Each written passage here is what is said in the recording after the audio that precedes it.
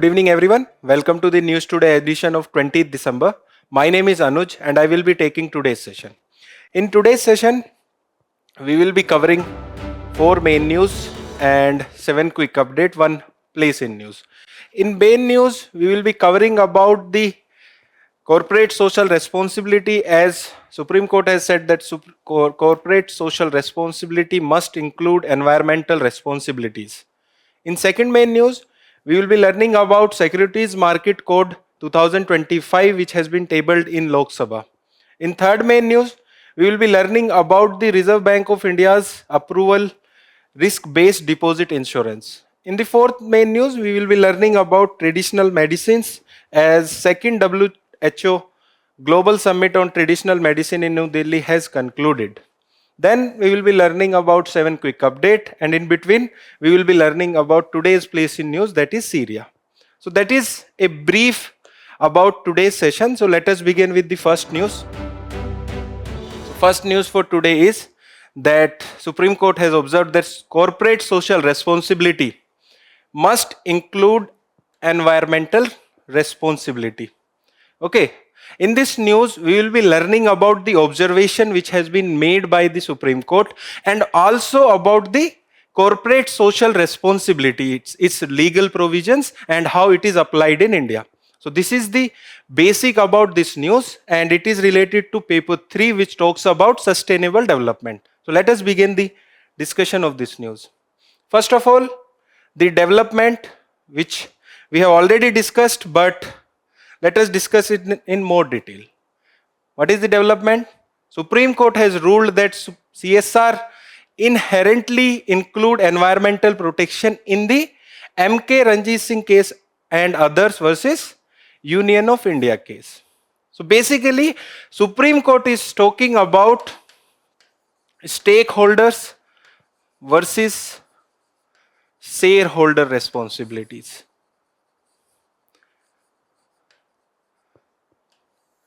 If you are reading your paper 4, because this is the apt time, as when there will be notification for prelims examination or the next year cycle of examination, it will be very difficult to cover the subject which are not there in prelims examination.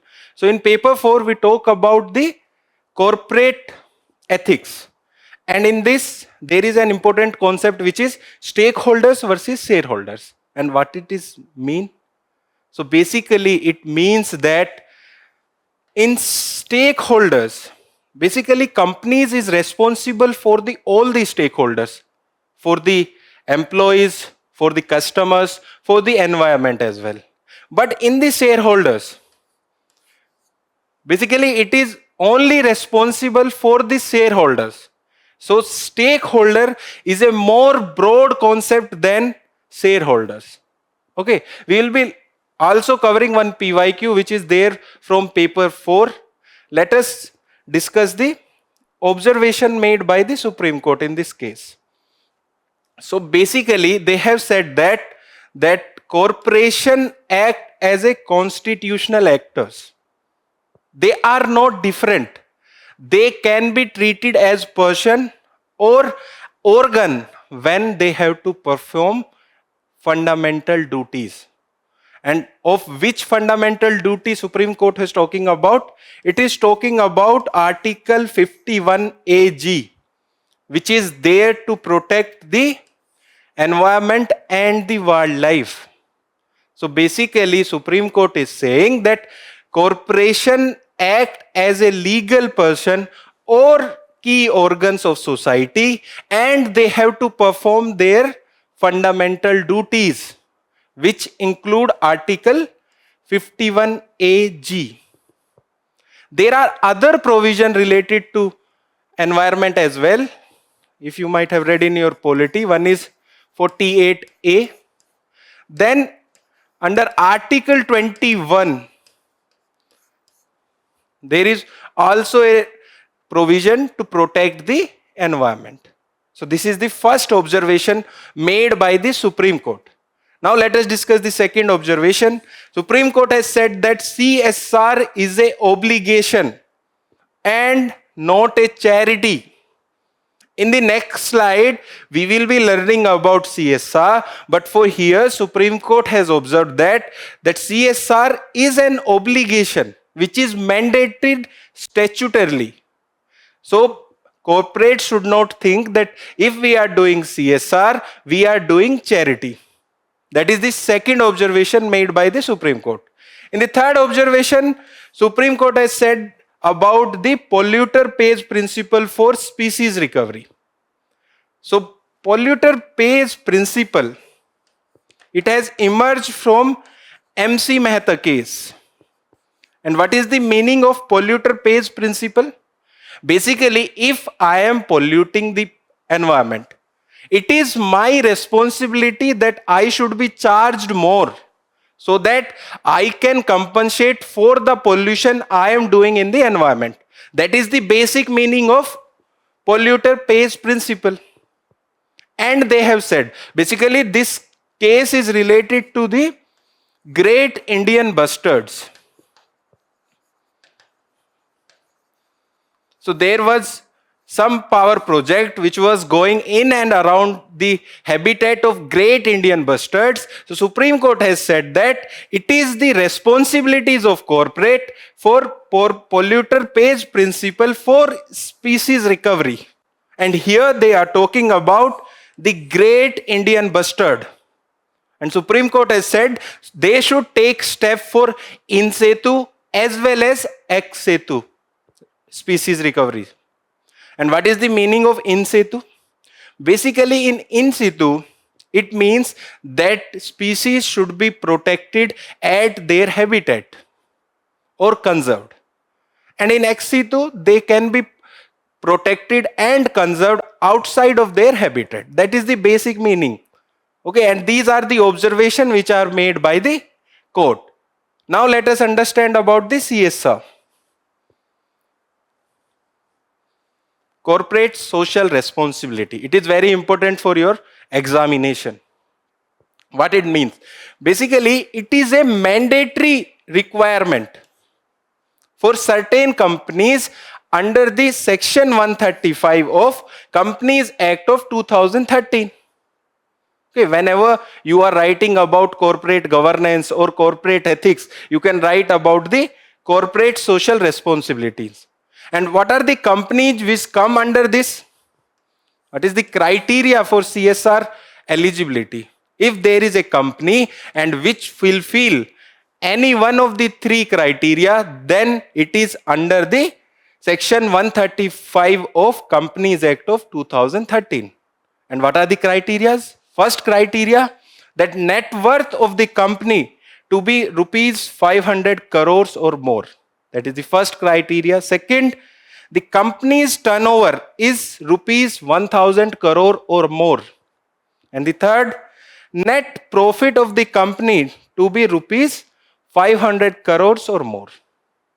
So if a company fulfill any one of the criteria, that company comes under Section 135 of Companies Act of 2013 and it has to pay the corporate social responsibility.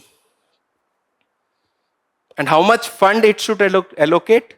Basically, it should allocate at least 2% of their average net profit of the preceding 3 years. So 2%. That is the basic requirement under corporate social responsibility. And in starting, we have already talked about the shareholder and the stakeholder principles. Okay. And what are the activities covered under CSR?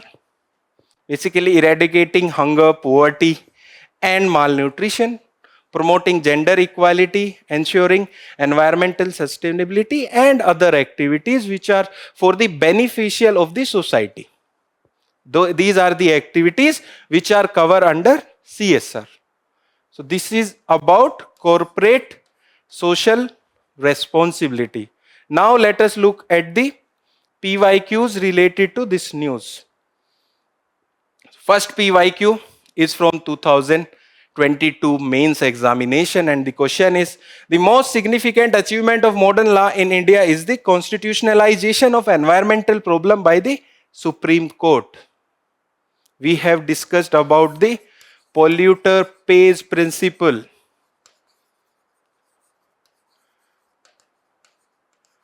It emerged from the MC Mehta case. Then there are other relevant cases as well, such as Godavarman case for the definition of forest. So such types of cases and their example can be written in this answer. Then there is another question from ethics paper of 2017. And the question is, corporate social responsibility makes companies more profitable and sustainable. Analyze. In this answer, you can write about the corporate social responsibility, then you can analyze how it makes companies more profitable and sustainable. Basically, if a company is more ethical, we will have more trust on it. We will even buy if its product are little bit at the higher cost than the other companies. So that is one of the example where you can support your answer. Okay, so this was the PYQ related to the first news. Let us move to the second news for today. The second news for today is that Security Market Code 2025 bill has been tabled in the Lok Sabha. In this news, we will be covering about the stock markets and the key provision of that bill. And it is related to paper 3, which talks about the economic developments. Now let us discuss the news. First of all, the development. And this bill will consolidate, basically this bill will consolidate the provision of previous 3 acts. One is SEBI Act of 1992, by which this SEBI was established. So basically SEBI was established in 1992. It was there before as well, but it was an informal organization. But after this act, it was given as statutory provisions. Secondly, it will also consolidate the provision of Depository Act of 1996 and Securities Contract Regulation Act of 1956. And this act was for undesirable investments, to protect the undesirable investment. So basically this bill will consolidate provisions of these 3 acts. You might be knowing about the history of stock market. When we talk about globally, it was first established in 1602 by Dutch East India Company.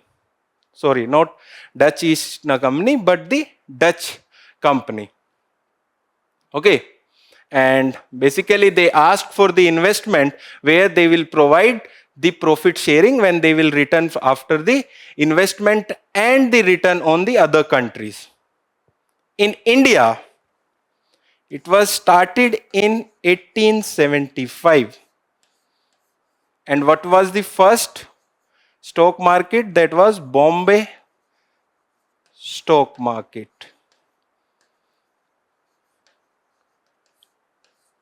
It is the Asia's oldest as well. So these are the 2 facts which are relevant to this news. Now let us discuss the key provisions of this act. First of all, it expands the SEBI board. And how it expands? Presently, there can be 9 members in the SEBI board, but it has expanded it to 15 members. Okay, in those 15 members, 1 will be chairperson, 2 members will be from central government ministries, and 1 will be RBI nominee, and other 11 members. In those 11 members, minimum 5 should be whole-time members. Secondly, it has expanded the definition of securities.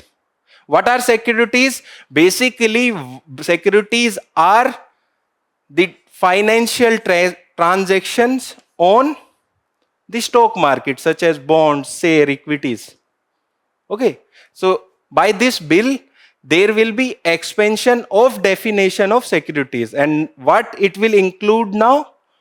Basically, it will include hybrid instruments, electronic gold receipt, zero coupon, zero principal instrument, and onshore rupee bond issued by the multilateral institutions.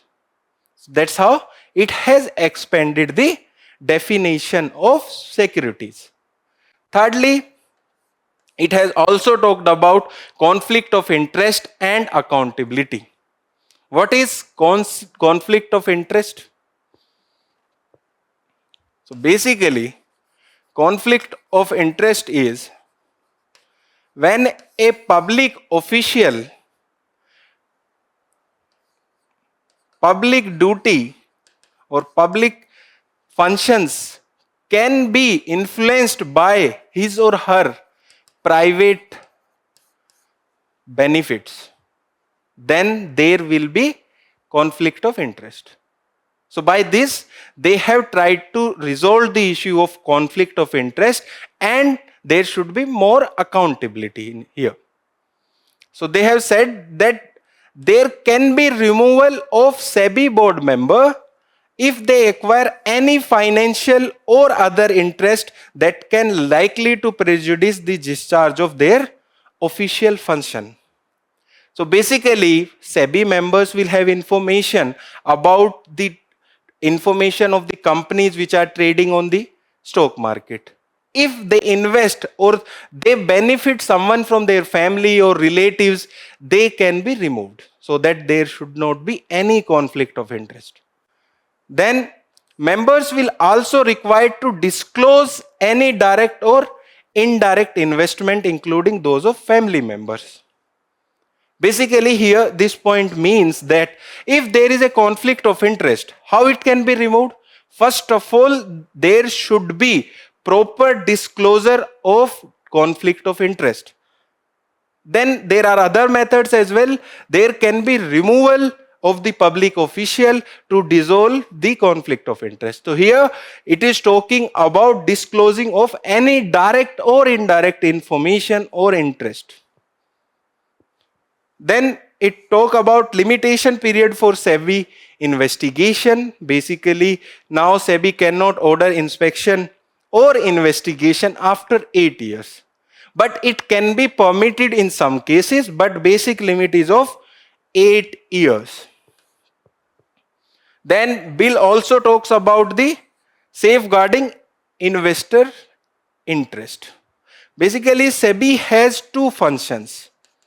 One is safeguarding the investor's investment and development of the security market of our country.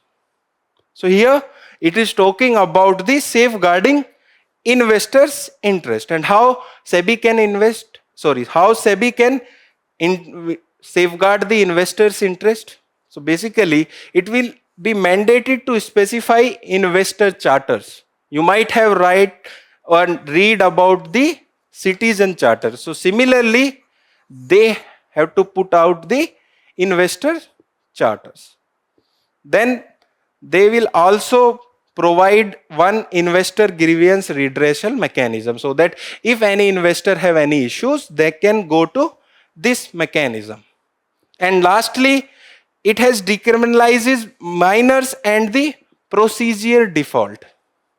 Okay, so they can be paid in the monetary fine and there won't be any criminal cases if there is a minor and the procedural default.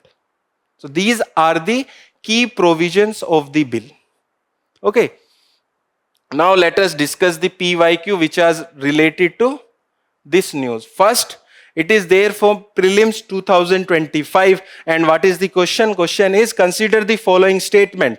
The Reserve Bank of India mandate all the listed companies in India to submit a business responsibility and sustainability report. It is mandated by SEBI, not RBI. First statement is wrong. Second, in India, a company submitting a BRSR makes a disclosure in the report that are largely non-financial in the nature. So this is an correct statement. Basically, in BRSR, basically non-financial type of informations are there. Please read about BRSR. It is under ESG. Okay. Please read about it. Second statement is correct, and that's why the answer will be B2 only.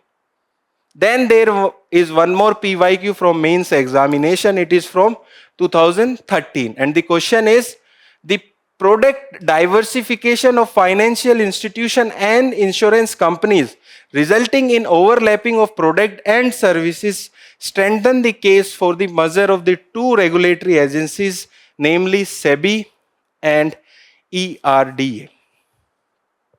So basically in this question they are asking about the overlapping functions of SEBI and ERDA and how you will be justifying if there is a case of merger of these two autonomous and the regulatory agencies. This was all the PYQ related to this news. Let us discuss the next news. The next news is about that the Reserve Bank of India has approved the risk-based deposit insurance. So in this news, we will be learning about what is this risk-based deposit insurance and why now RBI has approved risk-based deposit insurance. It is related to GS paper 3, which talks about economic development. So let us move further and discuss about this news. So basically, what is the present system? Present system is current flat rate system. Suppose there is a bank A, then there is a bank B, and we are depositing our money in these banks. But if those banks failed, where will our money goes? So for protection of that money, if a bank fail, there is this insurance system. And presently, these bank pays a premium to ensuring their deposit, and that premium is paid on a flat basis. That means 12 paise 400 rupees. It is paid.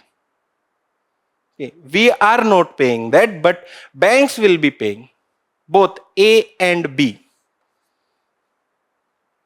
And in risk-based system, both A and B bank will be paying separate premium for insuring. We will be learning about that in the next slide. Okay. Let us move to the next slide. That is, what is risk-based deposit insurance premium framework? We have already discussed about two banks, A and B. Previously, they were paying on the flat-based system. Now, these are two banks, A and B. They have different cases, such as capital adequacy ratio is different for both the bank. For one, basically capital adequacy ratio is total capital to the risk weighted asset. So one bank is performing better. And it also talks about asset qualities. One bank have better asset qualities. Suppose bank B has better capital adequacy ratio and asset qualities. So that bank have to pay lower premium. And if bank A has comparatively lower standards or the lower capital adequacy ratio and the asset qualities, then it has to pay the higher premium. That is the basic meaning of the risk-based deposit insurance premium feature. So, RBI has said that implementation of this framework will be difficult, but it is beneficial. Why RBI has said that? Because it will incentivize the sound risk management and the reward prudent behavior with lower cost. So basically then bank will have a sound risk management so that they can pay the lower premium. It has also talked that it will reduce the moral hazard by discouraging bank from taking excessive risk. What is the meaning of this sentence? Basically, this sentence means presently banks takes a lot of risk, and if there is a failure, they have to pay the same premium what the other banks are paying, which are not taking that excessive risk. Okay, that is the meaning of this. It reduces the moral hazard. Now let us understand about the deposit insurance framework in India. Okay, it is managed by the Deposit Insurance and Credit Guarantee Corporation. It is a fully owned subsidiary of RBI. There are other subsidiary of RBI as well.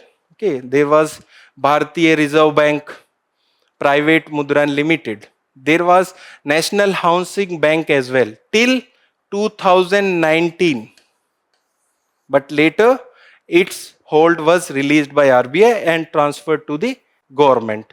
Basically, if you read about the National Housing Bank FAQs on their site, even now it has mentioned that it is totally owned subsidiary of the RBI.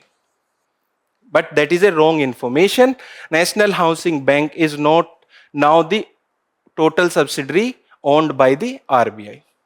Secondly, the maximum insurance coverage under this is 5 lakhs. Suppose I have deposit 10 lakhs and that bank has failed.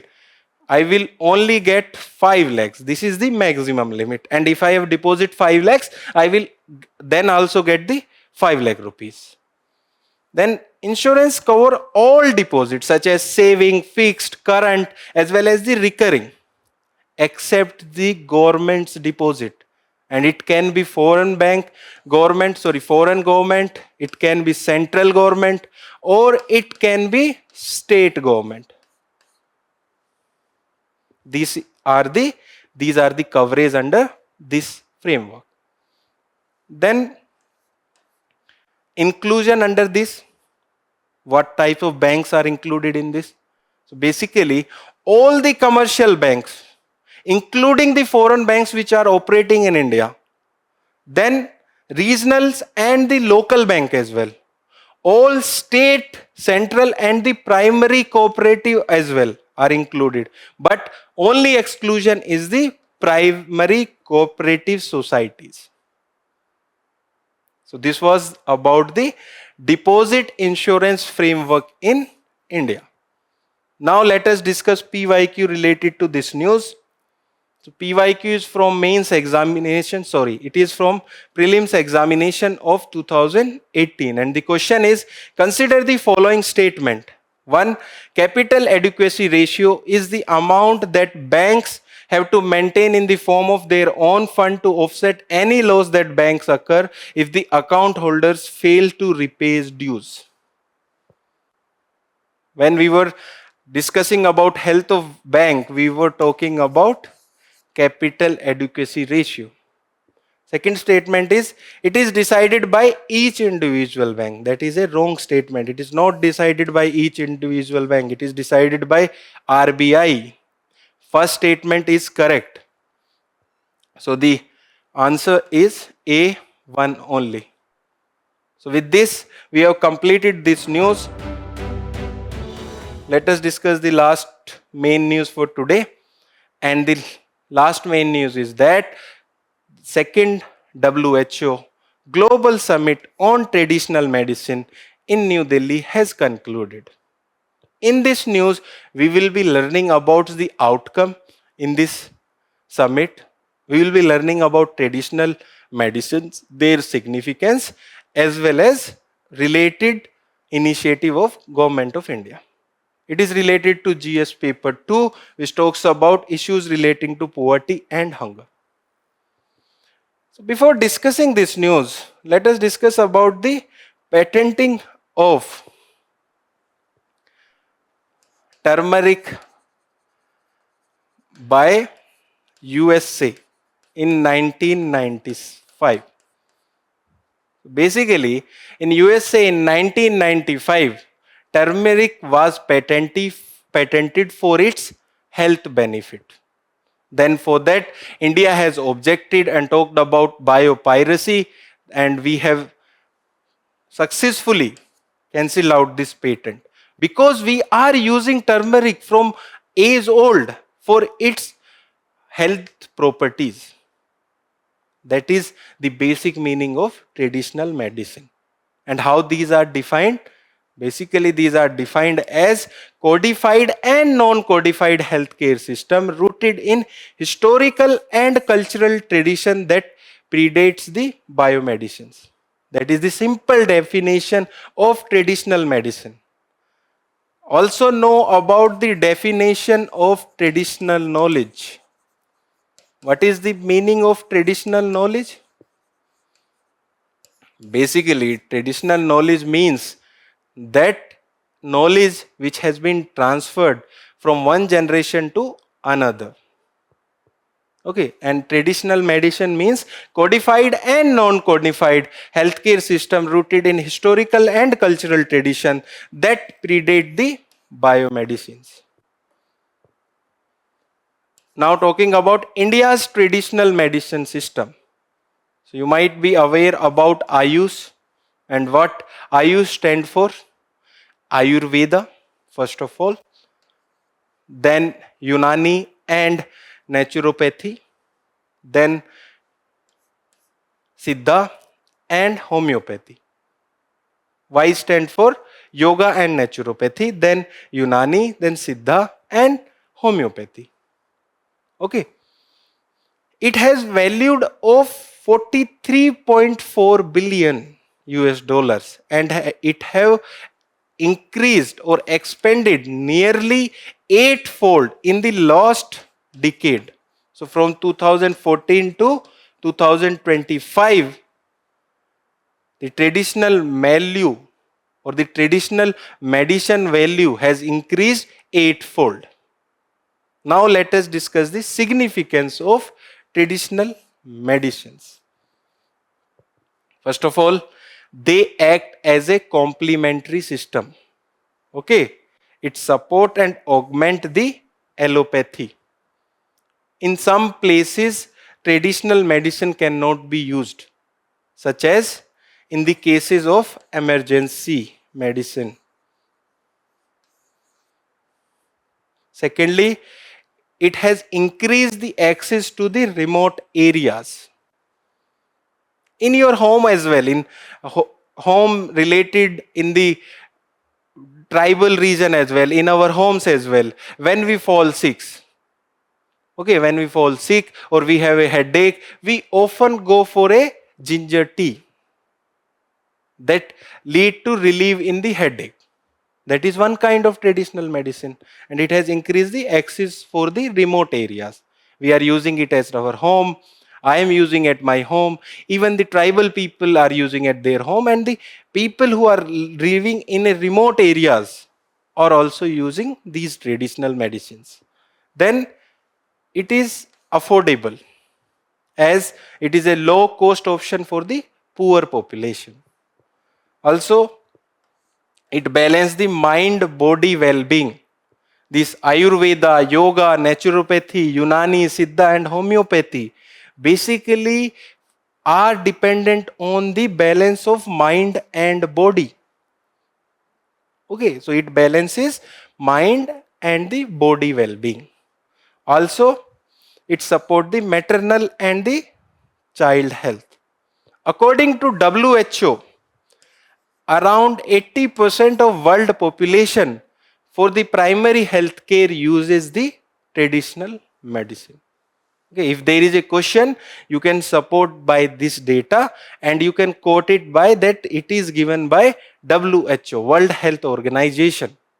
Now let us discuss the key initiatives which are taken by the Indian government for traditional medicine in India. First is National Ayush Mission, which was started in 2014, and it is a centrally sponsored scheme. Secondly, there is Ayur Gyan, and it is for research and capacity building in the field of traditional medicine and medicinal plant research. Third, there is AOGUSY, that stand for Ayush औषधि गुणवत्ता एवं उत्पादन संवर्धन योजना. If you know Hindi, you can understand for what this initiative is. Basically, it is for standardization of traditional medicine and drugs quality.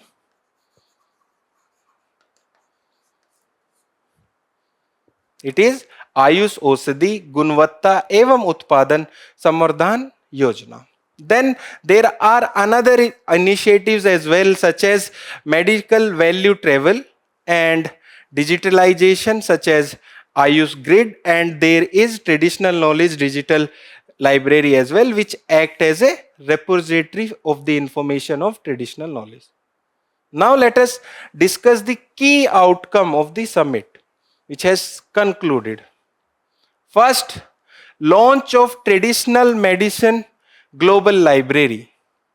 And what it will do, it will ensure the equitable global access to the traditional medicine information. Then there is inauguration of WHO Southeast Asia's regional office in New Delhi. If there is a question that where is WHO's Southeast Asia's regional office, in New Delhi. Okay, Global Traditional Knowledge or the Traditional Medicine Center is there in Jamnagar, Gujarat. That is different from this. This is WHO Southeast Asia's regional office has been inaugurated in New Delhi. Then launch of My Ayush integrated service portal. And for what this service portal is, it is a master digital portal for the Ayush sector. We have discussed about the Ayush sector or Ayush when we were discussing about the traditional medicine in the first slide. Then there is launch of Ayush mark. And for what this mark is, basically this is a proposed global quality benchmark for Ayush medicine or the Ayush products and services. And lastly, there is adoption of the Delhi's declaration, which has recognized traditional medicine as the shared biocultural heritage. So these are the key outcome of the recently concluded summit.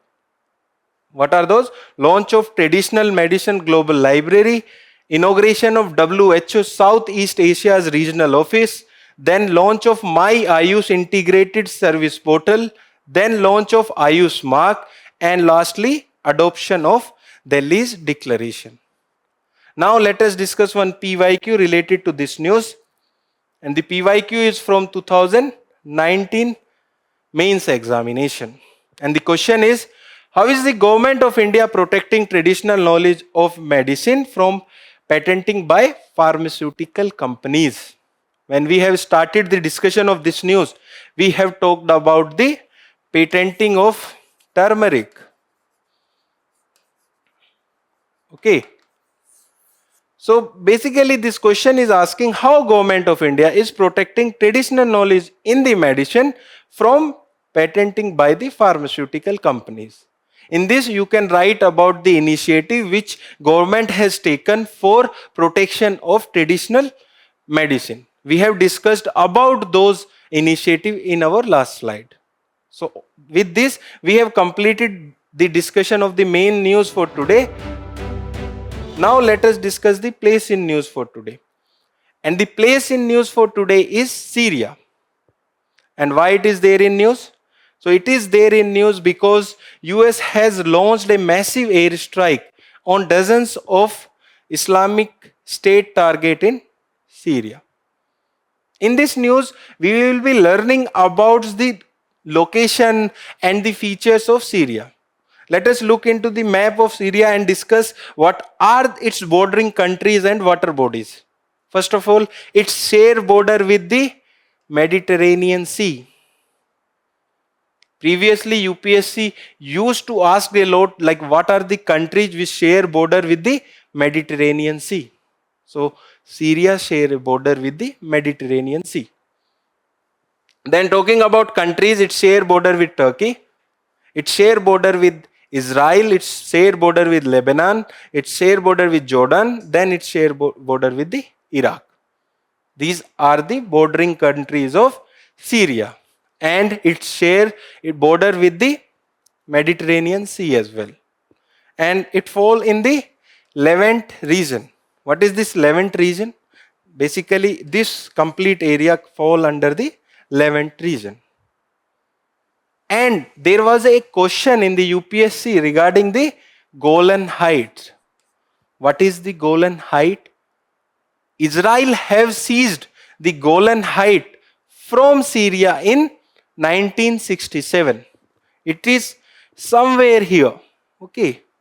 So Israel have seized the Golan Height from the Syria. There was a question directly which I talked about the Golan Height in the prelims examination.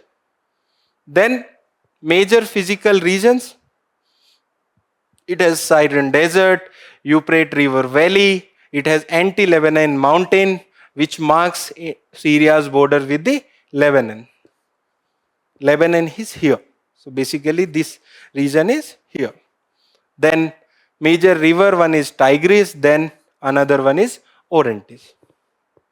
With this, we have completed the discussion of place in news for today.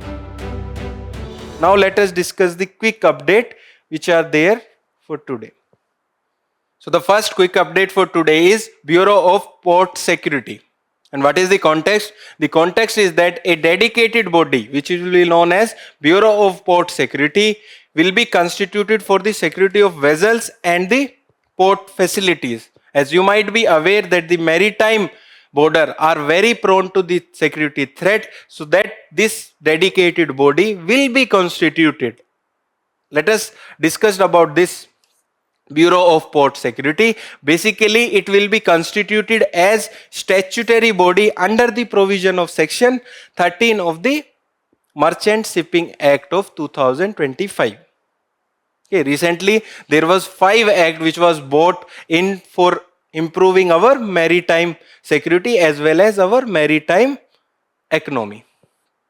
Okay, and it will be established or constitution on the model of Bureau of Civil Aviation Security. So basically we have Bureau of Civil Aviation Security for aviation security, and this Bureau of Port Security will be modeled on the lines of Bureau of Aviation Security. And what will be its objective? Basically, its objective will be for responsible for regulatory and oversight functioning related to the security of ships and the port facilities. In this, it will include ensuring the timely analysis, collection and exchange of security related information, which also include the threat of cyber security. It will be falling under the Ministry of Port, Shipping and the Waterways. So this was all about the Bureau of Port Security. Let us move to the second quick update for today. And the second quick update for today is about a scheme which is support to the poor prisoner scheme. And why it is there in the news? Because there has been revised guidelines and standard operating procedure for this scheme, which has been released by Ministry of Home Affairs. And why these revised guidelines have been released? Because this scheme has not been implemented in full spirit. So for increasing its better implementation and its impact on the ground, there has been revision in the guidelines and the SOPs. Now let us understand about this scheme. So basically it was launched in 2023. And what is its objective? It enables release of prisoners under trial who are unable to pay fines. Might be aware that our prisons are overcrowded, and in those prisons around 67% of prisoners are under trials. And most of them are not going out or are not released because they are not able to pay the fines. So for releasing of those under trials and making our prisons less crowded, this scheme is there. And its nodal agency is National Crime Record Bureau. Then about the exclusion. Basically, it is not applicable to the offences under the Prevention of Corruption Act, PMLA, and the UAPA. It is also not applicable when a convict is there for any heinous crime, such as murder, dowry, and other heinous crime. And in the revised guidelines, they have said that the jail superintendent has to inform the district legal service authority within 1 week if release is stalled due to the non-payment of fines. So this is a new guidelines which has been given by Ministry of Home Affairs for betterment of the prisoners. Okay, with this we have completed this second quick update. Now let us move to the third quick update.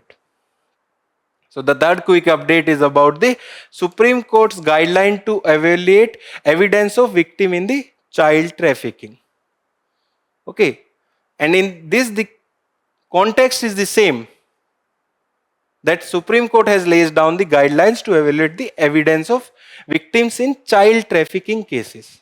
So basically, Supreme Court has said that the child trafficking and sex trafficking is a real tragedy of India. For this, they have given a guidelines to evaluate the evidence of victims, basically who are mostly child and girl child. So they have said that the vulnerability of victims should be looked upon. What kind of background they are coming. So basically they have said that judicial scrutiny must recognize the socio-economic and the cultural vulnerability of the victim. So from what kind of background they are coming, what is their mentality, so that should be considered. Then they have said that the minor inconsistencies in the trafficked child testimony must not be discredited at her evidence. So if there are minor inconsistencies in the testimony given by the child, it should not be considered as a discredit. Okay, they have also said that sole testimony of the victim is sufficient if it is credible and convincing. That there is no requirement of other testimony, and the sole testimony of the girl child will be enough. Then they have also said that there should not be secondary victimization. That means they should not be asked again and again about their sufferings. It gives a psychological trauma to those girl child. So these are the guidelines which have been given by the Supreme Court. Now let us discuss the next quick update. Next quick update is about the tundra biomes. And why it is there in news? It is there in news because according to a study, wildfire in the tundra has been more active this past century than any time in the past 3,000 years. So this context is not that important, but we are studying it because of the tundra biomes. What is tundra biomes? Basically, these are the biomes which are located at the Arctic region between 60 to 70 degree north, and they are also located in Antarctica tundra in the Antarctic Peninsula. So these are very cold conditions. So you won't find any true trees, but there will be presence of mosses, lichens, grasses, algae, and some animals like polar bears. You might have studied about lichens. These are very good bioindicators. Okay, so they can show and detect or can give the total effect or give the reality of the pollution in the present area. That's why they are a good bioindicators. Then coming to this about tundra's biomes. There are alpine tundra as well around the world, which are there on high mountain tops from 2400 meters to 10,000 meters. Okay, that is about the alpine tundras that are there on the mountains all across the world. First, they are on the northern and the southern poles up to 60 degrees to 70 degrees in the northern hemisphere. Then there is Antarctica tundra in the southern hemisphere. Then there are alpine tundra biomes as well, which are scattered around the world on the mountains, at the higher range of the mountains. And what are their characteristics? We have already discussed that their environment is very harsh and there are no true trees in these biomes. So this was all about the tundra biomes for today. Now let us discuss the next quick update. Next quick update is about in space. And what is the development? The development is that InSpace has rolled out the request for proposal to establish Antrix Prayogshala at select academic institutions across India. Basically, it is to promote private investment in the space sector. It was established in 2020 and it is an autonomous agency which acts as a single window independent nodal agency which functioned under the Department of Space basically. And what is its objective? Basically, it is to reformation under the space sector to enable and facilitate the participation of the private players so that government can fulfill other responsibilities and private bodies or the private institutions and the companies can invest in the space sector. You might have seen in the USA, the Elon Musk company in investing a lot in the space sector. But presently, such type of investment is not there in India. So we have this body or we have this institution which is known as Indian National Space Promotion and Authorization Center. Now let us discuss the next quick update. The next quick update is about Doppler weather radars. In this, we will be learning about these radars as well as the Doppler effect or how these radar works. And the context is that the currently 47 Doppler weather radars are operated or are in operation across India, which cover around 87% of the country's total area. What are these radars? Basically, these are ground-based radar system used by the meteorological agencies to detect rain, thunderstorms and cyclones and other meteorological functions. Then it provides information on both the position of target as well as their strength. Okay. And how it functions? Basically, it functions on the Doppler effect. Have you noticed a train sound which might be coming towards you? Or if you are going in metro, if a train comes, it sounds frequency increases when it comes near to you. And when it passes by you, its sound frequency decreases. That is basically Doppler effect. And in this, they are using radio waves which they send into the atmosphere, and when these return back, some kind of energy or some type of energy return from these radio waves, then they measures the strength as well as the movements of various meteorological functions. This was about the Doppler weather radars. Now let us discuss the next quick update. The next quick update is about pulsars, and the development is that the James Webb Space Telescope has discovered a bizarre lemon-shaped world orbiting pulsar. What is this James Webb Space Telescope? Basically, this is a telescope which is there in the space orbiting around Sun, not the Earth, and it is by the partnership of NASA, European Space Agency and Canadian Space Agency. So they have found a bizarre lemon-shaped world orbiting pulsar. What are pulsars? There was an indirect question in 2024 prelims examination where they have asked to match, and the option, one of the option was the pulsar. If you know this information, you could have solved that question. Please look at that PYQ. So basically these are rapidly spinning neutron stars that emit beam of electromagnetic radiation, mostly radio waves. We have also discussed about radio waves when we were discussing about the Doppler effect in the last news. Okay, and from its magnetic poles. Basically, these are usually formed after the supernova explosion of a massive star. And if a star is too huge, then there are chances of formation of black hole. And if that star is small, then there are chances of formation of white dwarf. So in between white dwarf and black hole, there exists pulsar. Pulsar are usually formed after the supernova explosion of massive star. Okay. Their rotation speed, they also rotate at a dozens to hundred of times per second.